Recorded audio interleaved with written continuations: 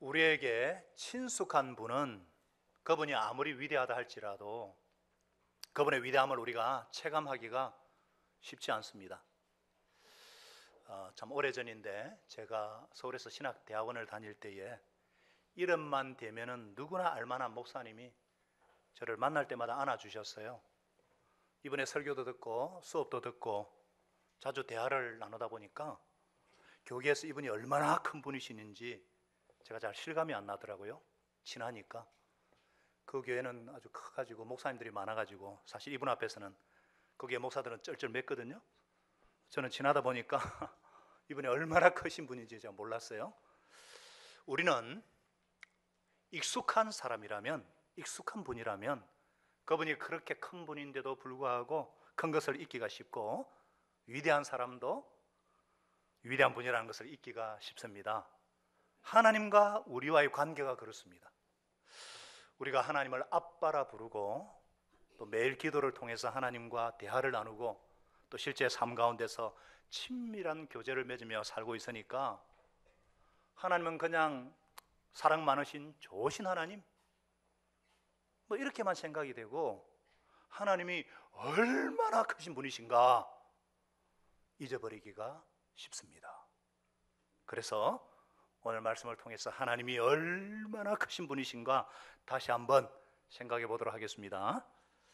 자, 창세기는요, 세상의 창시 기록이란 뜻인데 우주의 기원, 생명의 기원, 인류의 기원, 죄와 죽음의 기원, 복음의 기원, 문화와 언어의 기원 등 모든 이 시작에 관한 시작의 문제를 다루고 있습니다. 무엇보다도 하나님의 구원 역사, 그것을 구속사라 그러죠. 하나님의 구원 역사의 시작과 흐름을 보여줍니다. 바로 인류의 유일한 구원자 예수 그리스도께서 이 땅에 오셔야 하는 이유와 목적이 분명히 나타나 있어요. 예수님을 통한 하나님의 나라의 복음이 어떻게 시작이 되었고 어떤 과정을 거쳐서 인류를 구원하는 역사를 이루시는가. 창세기의 주제가 하나님의 구속 역사거든요. 여러분, 성경 구약은 39권으로 이루어져 있죠. 바로 구주로 오실 그리스도에 대해서, 그리고 신약 27권은 구주로 오셨고 다시 오실 그리스도에 대해서 기록하고 있습니다. 이렇게 모두 66권으로 된 성경 전체의 기초가 되는 중요한 하나님의 말씀이 뭐다? 창세기라는 거예요. 창세기. 이렇게 중요한 창세기는 누가 썼는가? 누가 썼죠? 모세가 썼어요. 창세기, 출애굽기, 레위기, 민수기, 신명기 이 5개가 모세가 썼다고 해서 모세오경이라고 말합니다. 예수님께서도 마가복음 12장에 마가복음이죠. 12장 26절에 예수님께서도 이 세상에 계실 때에 모세오경은 모세가 썼다고 분명히 인정하셨기 때문에 우리도 모세가 썼다 그러면은 큰 문제가 없을 겁니다. 그러면 우리들 마음속에 이런 의문이 생기죠. 모세가 썼다고 하면 이 세상이 생길 때의 일, 천지 창조의 일을 이 사람이 어떻게 알았을까? 어떻게 알았을까요? 그거 궁금하지 않으셨어요? 저는 많이 궁금했는데 아마 아담을 통해서 알았을 겁니다. 물론 우리가 출애굽기 말씀을 공부하면서 하나님께서 직접 모세에게 나타나셔서 말씀을 하셨지만요, 여러분, 하나님께서 우리가 볼 수 있도록 가시적으로 나타나는 것을 한자로 나타나는 현, 신자를 써서 현신이라고 말합니다. 그런데 에덴 동산에서 하나님이 아담이 살아있을 때 더 자주 구체적인 모습으로 현신을 하셔요. 창세기 3장에 보면은요, 아담과 마치 친구가 대화하듯이 그렇게 나타나셔서 보여주셨어요. 하나님께서 아담에게 이 세상이 어떻게 창조되었는가, 이런 과정을 통해 창조되었다는 말씀을 하셨고, 이것을 아담은 후손들에게, 또 그 후손이 후손에게 구전되어 오다가 어느 때인가 문자가 발명되었을 때에 기록으로 남겨진 것을 모세가 이 기록에 기초해서 창세기를 기록하지 않았나 싶습니다. 우리가 목장 성경을 통해서 공부하셨듯이 창세기를 기록한 목적이 여기 다 나와 있죠. 목장 성경 공부가 중요해요. 제가 설교 때 다 다룰 수 없으니까. 그래서 이 중요한 창세기, 자, 다 같이 1장 1절을 한번 크게 읽겠습니다. 1장 1절 시작. 태초에 하나님이 천지를 창조하시니라. 이걸 읽으면서 외우셔야 돼요. 자, 고개 들고 저를 보시고 다시 한번 시작. 태초에 하나님이 천지를 창조하시니라. 옆에 사람 보고, 옆에 사람 보고. 자, 시작. 태초에 하나님이 천지를 창조하시니라. 다 외우셨죠? 이게 너무너무 중요한 내용이라서 그래요. 너무너무 중요해요. 왜냐하면 하나님께서 세상을 창조하셨다는 것을 인정하고 삶을 살기 시작하면 그때부터 하나님이 내 인생을 책임져 주시고 또 나는 그분의 보호 아래에서 보장된 삶을 살 수가 있어요. 마치 보호자가 있는 어린 아이와 같은 삶, 건강한 가정의 구조죠. 그러나 이것을 인정하지 않고 살게 되면요, 삶을 시작하면요, 그때부터 모든 삶이 뒤죽박죽. 마치 애가 태어났는데 보호자가 없다고 한번 생각해 보세요. 얼마나 끔찍합니까? 애가 태어났는데 보호자가 없다.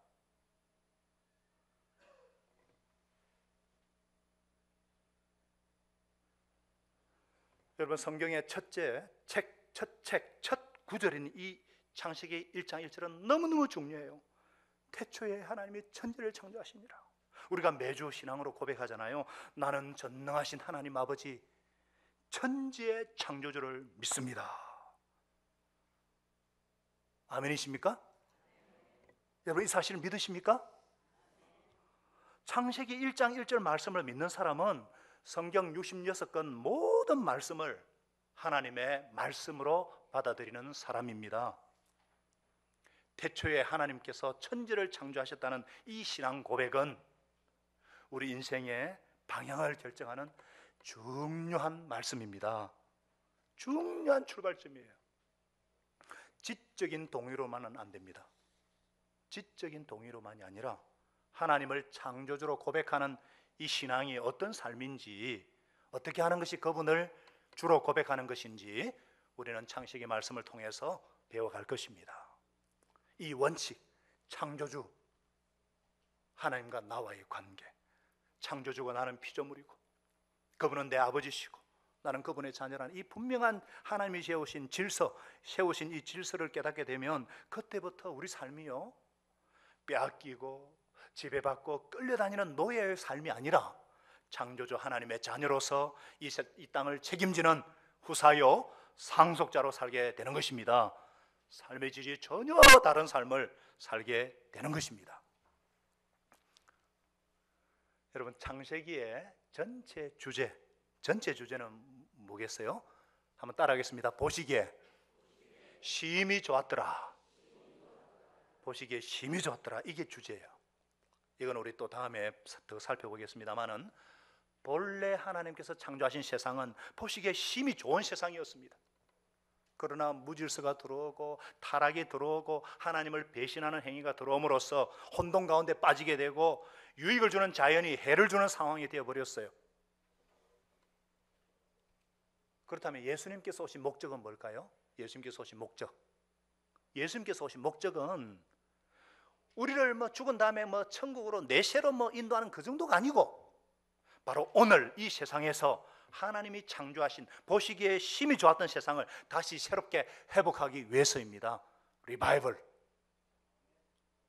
지금 여기서부터 하나님이 보장하시는 삶, 하나님 나라의 삶을 살도록 하신 것이 예수님의 오신 목적입니다. 우리 잘 아는 하나님이 세상을 이처럼 사랑하사 독생자를 주신 것은 우리로 멸망하지 않고 영생, 이 영생이라는 게 하나님의 생명, 하나님과의 관계, 아버지와 아들의 관계, 이 영생을 지금 누리는 거죠. 그런데 십자가와 부활의 복음을 가지고 있지만 지금은 못 누리고 언젠가는 누릴 것이다, 이런 잘못된 복음이 만연하고 있어요. 잘못된 복음이에요. 그 이유가 무엇인가? 바로 창세기를 통한 창조신앙과 구속사의 원리를 잘못 이해하고 있기 때문입니다. 그래서 창세기가 너무너무 중요해요. 여러분 러시아에 가보면은 러시아에 원래 옛날 수도가 생페테르부르크입니다. 생페테르부르크. 생은 세인트, 그러니까 성 피터스버그. 원래 여기가 러시아 수도였어요. 지금 모스크바지만은 여기에 아미르타주라고 아미르타주 세계 3대 박물관이 있습니다. 거기에는 300만인의 진품, 미술품이 소장되어 있어요. 300만이니까 한 작품만 1초만 감상을 하더라도 300만 초가 필요해요. 확 달려가서 봐도 못 봅니다. 며칠이 걸려요, 다 보는데. 제가 본 것처럼 얘기하죠. 실제로 97년도에 가봤으니까. 렘브란트의 돌아온 탕자 진품을 봤으니까. 여러분 그렇게 막 돌아다니다가 어떤 안내원이 이 그림은 라파엘이 그린 그림이고 렘브란트의 진품이다 그러면요, 막 뭐가 뭔지 모르고 보던 사람이 안내원이 딱 그렇게 하면은 실눈을 싹 뜨면서 뭔가 의미가 있을까 보는 것이 짝퉁들의 미술 감상법이에요. 내가 몰라도 전문가가 이게 진짜다 그러면 그게 진짜요. 그게 또 사람들이 많이 서 있는 곳에 한참 서 있어요. 뭔지 모르지만 여기 짝퉁들의 미술 감상법. 우리가 인정하건 인정하지 않건 하나님이 보시기에 심히 좋았더라면 참 좋은 세상이에요.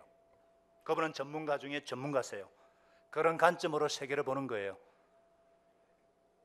구원받은 사람들, 예수 안에 있는 사람들은 이제 사도행전의 마지막 말씀에서 우리가 보셨듯이 하나님 나라를 전파하고 이 세상을 변화시키고 예수님의 사람들을 세우고 건설해야 하는 하나님 나라의 대행자, 구속사를 써내리게 하려 하는 사람들인 줄로 믿습니다. 자, 옆에 분하고 다시 한번 외치겠습니다. 보시기에 심히 좋았더라. 보시기에 심히 좋았더라. 우리가 이 땅을 변화시키고 하나님 나라를 건설하고 사람들을 세워주고 예수님 안에서 심히 좋은 인생을 살 수 있기를 바랍니다. 이 대하 드라마를 제가 좀 좋아하는데요. 시간이 없어서 잘 못 보지만 대하 드라마, 이 대하 드라마가 군주에게 충성하는 모습이 이 복음의 메시지하고 참 비슷해요. 거기는 훌륭한 충신이 있지만 역적이 나오잖아요. 역적을 통해서 막 그러다가 결국에는 훌륭한 충신을 세워서 나라를 세워보자 하면서 해피엔딩으로 끝나거든요. 이 대하 드라마는 반드시 1편부터 봐야 이해를 할 수가 있죠. 오늘 창세기를 통한 대하 드라마가 시작될 건데 1편이 가장 중요한 거예요. 그래서 오늘 말씀은 전체를 여는 키입니다. 키. 우리 대학생들이 대학에 들어오면은 신입생 오리엔테이션을 하잖아요. 그래서 요강도 듣고 그것처럼 성경에 보는 눈을 결정하는 오늘 시금석, 지침, 너무 중요한 말씀이에요. 오늘 이 자리에 오신 여러분들 예수님 이름으로 축복합니다. 우리 시대에 성경을 주셨다는 것, 그리고 말씀에 대한 갈증을 가졌다는 것은 특별한 혜택 중에 혜택입니다. 요즘 시대에 말씀에 대한 갈증이 없어요. 다 둔해져 가지고요, 망가져 가지고요, 마치 엄마가 해주는 밥은 싫어하고 그냥 애들이 학교 앞에 그 유해식품에 길들여진 그런 세상 것 같아요.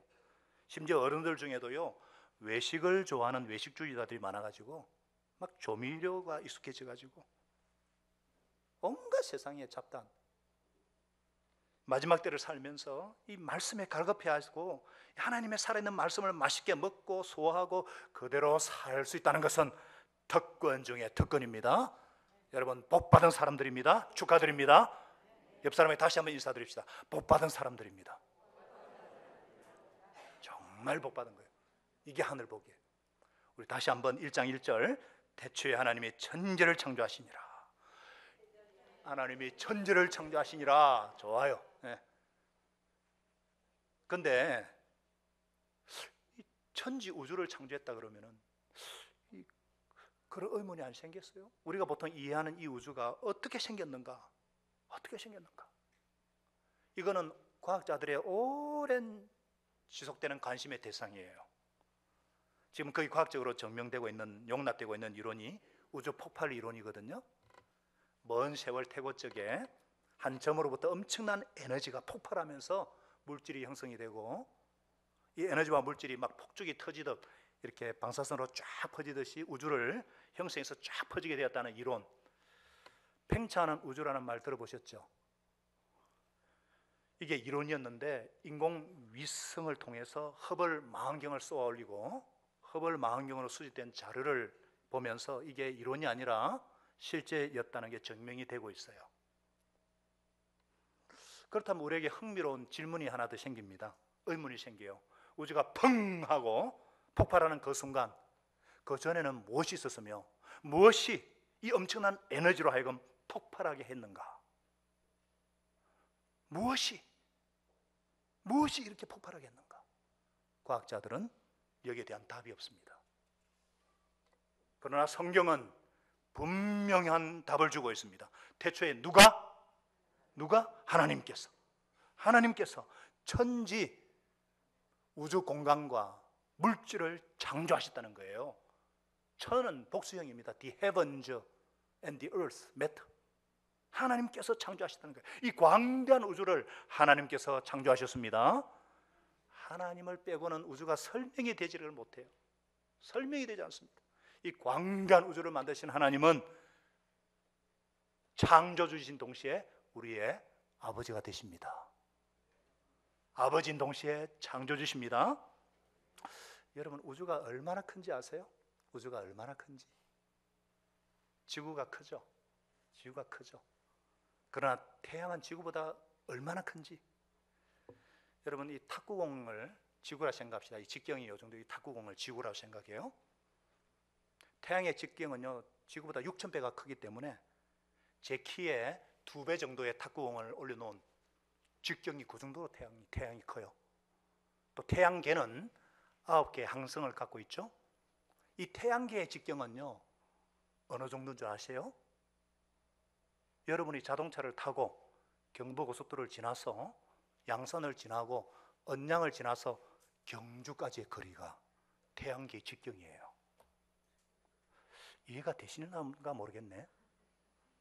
이 태양계는 또 은하계에 속하는데, 이 은하계는 이런 태양계 정도의 별이 수억 개가 있어요.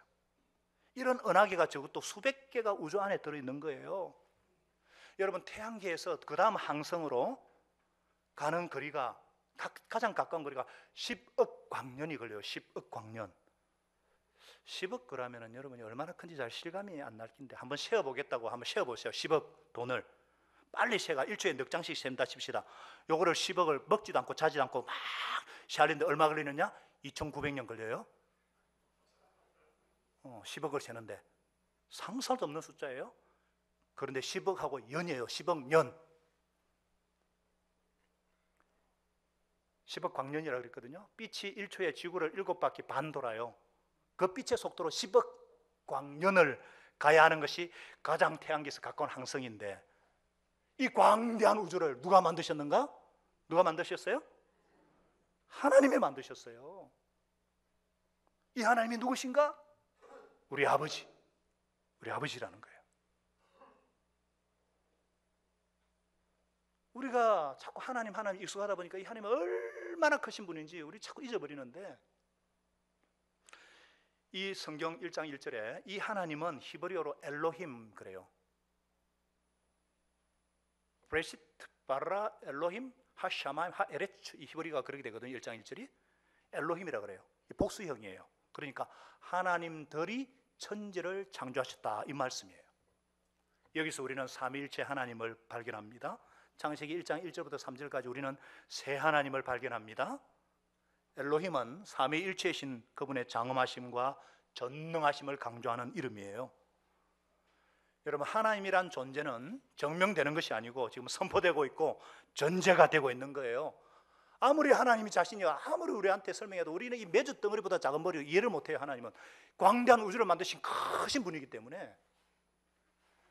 그런데도 어리석은 자는 시편 14편 1절에 53편 1절에 어리석은 자는 그 마음에 이르기를 하나님이 없다 하도다. 성경은 하나님이 없다고 하는 사람을 가장 어리석은 자라고 말씀하고 있어요. 하나님은 창조주시며 구원자십니다. 하나님은 말씀으로 이 세상을 창조하신 창조주세요. 그리고 오늘도 역사를 주관하시고 통치하고 계세요. 그러면 새 하나님이라는데 성자 예수님은 어떻게 창조사역에 동참하셨는가? 말씀으로 창조하셨습니다. 말씀으로 일하셨어요. 다음 주에 다시 더 구체적으로 설명하겠지만 3절에 보니까 뭐라 그랬어요? 하나님이 이루시되 그랬죠? 말씀하신 분은 하나님이신데 이 말씀은 누구냐? 예수 그리스도십니다. 요한복음 1장 1절에 보면요, 그분은 태초부터 하나님과 함께 계셨어요. 모든 것이 그분으로 말미암아 창조되었고 그분 없이 창조된 것은 아무것도 없습니다. 그분에게서 생명을 얻었으니 이 생명은 사람들의 빛이라 그랬고, 요한복음 1장 14절에 이분이 육신이 되어 오신 분이 바로 예수 그리스도라 그랬어요. 그러면 예수님이 2000년 전에 오신 분이에요? 아니면 태초부터 계신 창조주세요? 창조주십니다. 창조주. 제가 성경 공부하다가 깜짝 놀랐어요. 예수님은 태초부터 계신 창조주 하나님이시구나. 여러분, 하나님께서 천지를 창조하시고 인간을 창조하신 분명한 목적이 있어요. 바로 인간이 타락했지만 하나님은 그 목적을 포기하지 않으셨어요. 그래서 성자 하나님이신 하나님께서 예수 그리스도를 이 땅에 보내주셨어요. 자, 골로새서 1장 15절을 같이 읽겠습니다. 골로새서 1장 15절 시작. 그는 보이지 아니하는 하나님의 형상이시요 모든 피조물보다 먼저 나신 이시니라. 그분은 예수님을 말합니다. 16절 17절 계속 보면은요, 만물이 그분 예수님에게서 창조되었고 하늘 땅의 모든 것이 그분에게, 그리고 만물은 그분 안에 예수님 안에 함께 섰다 그랬어요. 예수님은 창조주시라는 것입니다. 할렐루야. 그분이 바로 죽으시고 부활하셔서 교회의 머리가 되신다는 거예요.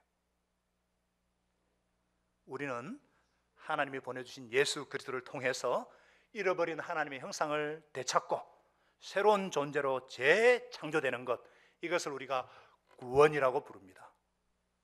그래서 고린도서 5장 17절로 말씀합니다. 같이 읽어볼까요? 시작.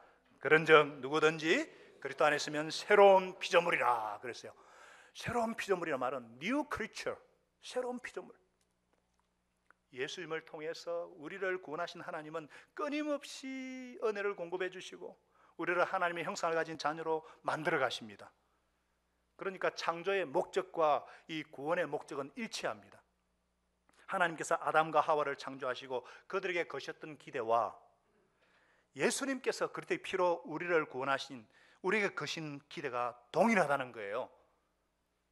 그래서 우리를 그 아들의 형상, 하나님의 형상을 본받게 하시려고 우리를 택하시고 어렵다 하시고 영어롭게 하셨다고 로마서 8장 29절은 분명히 말씀하고 있죠. 그래서 누구든지 예수님을 만나면 하나님의 생명 안에 들어가게 되고 원래의 목적과 사명을 발견하게 됩니다. 이 땅에 살아계신 하나님의 아들과 그리스도라는 이름으로 오신 주 예수님을 만나면, 우리 주 예수님을 만나면 이 하나님의 생명이 내 속으로 들어옵니다. 그 생명을 가진 자들을 우리는 뭐라고 부르느냐? 하나님의 자녀라고 부릅니다. 여러분 속에 이 하나님의 생명, 하나님 아들의 씨, DNA가 들어있습니까? 아멘 소리가 왜 적어요? 내게는 하나님의 아들이, 하나님의 아들의 씨가, 하나님의 아들의 영이, DNA가 들어있습니까? 아멘.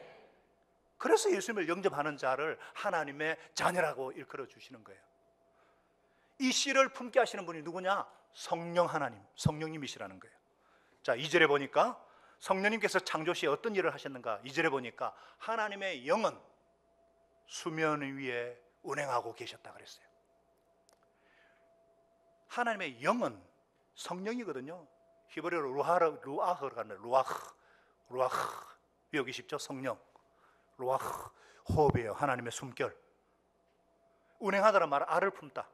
새 생명의 탄생을 열망하면서 새가 알을 소중히 감싸 안고 막 부하듯이 성령 하나님께서 온 우주에 지금 생명을 불어넣는 일을 하고 계시는 거예요. 하나님이 창조의 일을 하시고 또 말씀이 선포될 때 그 모든 것들을 성령께서 품으셨어요. 하나님의 영이신 성령께서 품어주심으로 생명 창조가 이루어지는 것입니다. 그래서 창조의 역사와 구원의 역사는 성령님의 품어주심을 통해서 이루어지는 거예요. 생명은 성령께서 품어주실 때 창조됩니다. 그래서 욥기 33편 4절에 이런 말씀이 있어요. 하나님의 영이 나를 지으셨고 전능자의 기운이 나를 살리시느니라. 아멘. 자, 여러분, 우리는 창세기 1장 1절에서 3절에서 새 하나님을 발견합니다. 1절에서 하나님을 하나님들인데 2절에서 성령님을, 3절에서 예수님을 발견합니다. 창조는 새 하나님, 삼위일체 하나님의 작품이에요. 구원도 삼위일체 하나님의 작품이에요. 그래서 예배 끝나고 제일 마지막에 축도를 하잖아요. 고린도서 13장 13절 말씀에 거치해서 주 예수의 은혜와 하나님의 사랑과 성령의 교통하심이 있을지어다 하잖아요. 우리에게는 바로 예수 그리스도의 핏부림을 통한 죄사함의 은혜가 필요하다는 거예요. 또 우리에게는 성부 하나님의 사랑, 만져주심이 필요하다는 거예요. 또 성령님의 인치심과 교통과 품어주심을 통해서 하나님과 교감하고 영적인 생명이 흘러 들어와서 이 땅에 그리스도의 몸인 교회를 세워가고 생명을 살리는 일을 하게 되는 것입니다. 저와 여러분은 하나님의 형상입니다. 크신 하나님이 우리의 아버지십니다. 하나님 아버지를 닮아서 행복하고 영생을 맛보는 삶을 살아야 할 줄로 믿습니다. 그렇다면 이 하나님이 우리의 아버지가 되시고 이 하나님이 얼마나 크신 분인가 아는 것은 내 실제 삶에서 어떤 영향력을 미치는가, 이 하나님은 나에게 어떤 분이신가, 그거예요. 여러분, 천지를 창조하신 창조주 하나님은 누구라 그랬죠? 우리의 아버지시다 그랬죠? 아버지 없이 나온 자식이 있어요? 우리 아버지세요. 그래서 저는요, 제 힘으로 해결하지 못할 것 같은 문제가 있으면은 하나님을 생각합니다. 우주를 생각합니다. 하나님이 얼마나 크신 분이신가 생각합니다. 그러다 보면은 내가 생각했던 그 큰 문제는, 어떤 큰 문제는 진짜 아무것도 아니구나 하는 것을 느끼지 않을 수가 없는 거예요. 우리는 쉽게 창조주 창조주 이러는데 그 창조주라는 단어가 얼마나 큰 의미를 갖고 있는지 우리는 잘 모릅니다. 이 거대한 우주를 말씀으로 창조하신 그 하나님께서 우리의 삶 가운데 아무리 큰 문제가 있다고 할지라도 이거 해결하지 못하시겠습니까? 그거 해결하지 못하겠시겠어요? 예를 들어 볼까요? 암이 말기 현상을 보인다든지 어떤 특정한 암은 의술로 치료가 안 된다 그러죠. 그러나 하나님은 하실 수가 있으십니다. 무에서 유를 창조하는 것이 어렵습니까? 아니면은 있는 것을 없애는 것이 더 어렵습니까? 당연히 무에서 유를 창조하는 것이 어렵죠. 그렇다면 무에서 이 광대하신 우주를 창조하신 하나님께서 우리 몸에서 이 암세포, 암덩어리 없애는 거 간단하지 않겠어요? 간단하겠어요? 안 하겠어요? 그러면 왜 기도할 때마다 암이 치유가 안 되는가? 그건 또 왜 그래요? 여러 가지 요소가 있죠. 제일 큰 것은 우리가 아직도 사탄과 죽음이 지배하는 세상에 살고 있기 때문에 그렇습니다. 또 이 땅의 전부가 아니라 우리는 더 영원한 하나님 나라가 있고, 또 하나는 우리의 믿음이라는 것이 완전하지 않기 때문에 그렇습니다. 그러나 하나님께서는 지금도 의술이 포기한 질환을 고치시기도 하시고, 하나님이 마음먹으면 이 창조의 능력으로 역사하셔서 기적을 베푸시는 전능하신 하나님이신 것을 믿으시기 바랍니다. 우리에게 있는 큰 문제가 해결되지 않는 것은 하나님이 능력이 없어서 그런 것이 아니에요. 그래서 우리 주님께서도 마태복음 17장에서 이렇게 말씀하셨잖아요. 만일 너희에게 겨자씨 하나일 만한 믿음만 있어도 이 산을 명해서 여기서 저기로 옮겨지라 하면 옮겨질 것이고, 또 너희가 못할 것이 없느니라. 여러분, 산이 옮겨지는 거, 이거는 그게 큰 문제인 것 같고, 우리 보기에는 불가능한 것 같지만은, 정말 불가능한 것 같지만은 하나님께서 명하시면 이것이 아무것도 아니라는 것입니다. 그것이 옮겨지지 않는다는 것은 하나님에게 문제가 있는 것이 아니라 우리 믿음에 문제가 있다는 거예요. 하나님의 능력은 무한하시기 때문에 겨자씨만한 믿음만 있어도 이렇게 큰 역사가 나타나게 된다는 것입니다. 도대체 겨자씨만한 믿음은 어떤 믿음이에요? 전능하신 하나님을 바라보고 기도할 수 있는 믿음, 이 큰 믿음 필요하지 않습니다. 예수 그리스도의 이름의 권세와 능력을 믿는 그 믿음, 이 광대한 우주를 만드신 하나님은 우리의 아빠이십니다. 우리가 가진 문제가 아무리 크다 할지라도 하나님이 해결하지 못할 문제가 없습니다. 인간의 눈으로 볼 때 해결 방법이 없는 것 같고 길이 보이지 않는 것 같아도 담대히 하나님께 들고 나와서 도움을 청하도록 해야 하겠습니다. 청하시기 바랍니다. 하나님은 무한한 능력을 가지신, 그래서 광대한 이 우주를 창조하셨지만 또 하나님께서는 무한하신 관심을 갖고 계셔서 우리의 작은 일에도 관심을 쏟으시는 분이십니다. 올해가 벌써 6월 절반이 다 지나갔는데요. 우리가 올해 신년을 출발하면서 연초 세겹줄 특별 새벽기도 했잖아요. 3주 동안 조를 짜서 금식 기도도 하고 또 가족 기도 제목을 제출하셨잖아요. 제가 그 가족 기도 제목 신청서를 보면서 기도를 하는데 그게 보면은 뭐 여러 가지 힘들고 어려운 기도 제목도 있지만 대부분 일상에 관한 기도 제목이 많아요. 우리 아이 공부 잘하게 해주세요. 좋은 친구 선생님 만나게 해주세요. 새 고양이하고 친하게 해주세요. 또 가게 매출이 오르고 직장 승리 등 아주 일상에 관한 것들이에요. 저는 한때 옛날에 하나님께서 이런 기도를 해도 응답을 하실까 하고 생각한 적이 있습니다. 너무 일상적이고 작은 것들이기 때문에 그건 우리 힘으로 할 수 있는데 뭐 나라가 망하고 뭐 이래서는 큰 문제 죽음 같은 큰 문제에만 관심을 갖겠지만 뭐 감기 낫는 거, 뭐 성적 좋아지는 거, 뭐 이런 것 가지고 하나님 관심을 갖고 있을까? 잘못이에요. 제가 내린 결론은 하나님은 작은 것에도 관심을 갖는다는 것을 깨달았습니다. 왜냐하면 하나님은 너무 크신 분이시기 때문에 그렇습니다. 우리 눈에는 뭐 나라가 흥하고 뭐 망하는 것이 큰 것으로 보이고 뭐 감기가 떠나는 게 작은 일로 보이지만 하나님은 너무 크시기 때문에 둘 다 아주 작은 일입니다. 무슨 말인지 잘 이해를 못 하시는데 여러분 이 탁구공이죠? 농구공이죠? 한 100배 정도 클까요? 농구공, 탁구공, 농구공. 이게 엄청나게 크잖아요? 쫓겨나잖아요? 땅에 딱 놓고 비행기를 타고 쭉 올라가 내려다 보면 이 둘 다 점일 거예요? 맞아요, 안 맞아요? 자, 그럼 뭐냐? 하나님은 무한히 크신 분이시기 때문에 우리에게 큰 것도 하나님께는 작고 우리에게 작아 보이는 것도 하나님께는 작습니다. 그럼 하나님께는 작으니까 둘 다 관심을 안 가지시든지 아니면 둘 다 관심을 가지시든지 둘 중에 하나죠? 맞아요, 안 맞아요?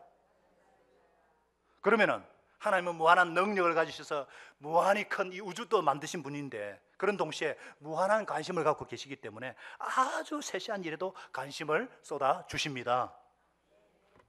그래서 예수님은 이런 하나님에 대해서 뭐라 그랬어요? 누가복음 12장 6절 7절에 뭐라 그랬어요? 참새 5마리가 두 아사리온 두 냥에 동전 500원짜리 2개 팔리는 것이 아니냐.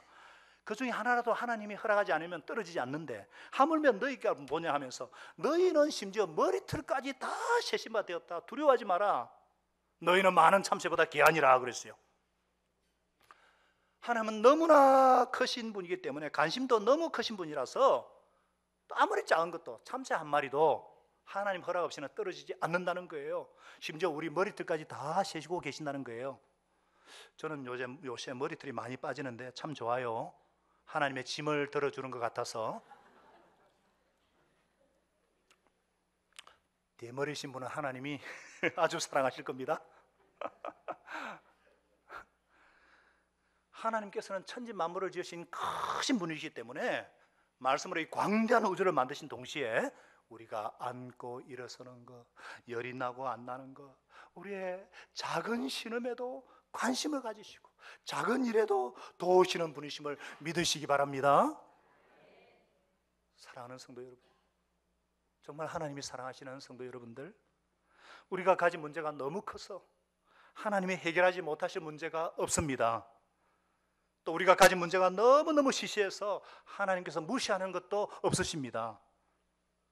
우리가 이 좋으신 하나님께, 크신 하나님께 큰 문제, 작은 문제 다 갖고 와서 아뢰고 기도하고 해답받아서 하나님의 자상하신 사랑을 체험하는 여러분과 제가 되어야 되겠습니다. 그래서 정말 하나님의 사랑을 받는 자녀요, 하나님 나라 대행자의 삶을 힘써 살아가게 하시기를 예수님의 이름으로 축원합니다. 기도하십시다.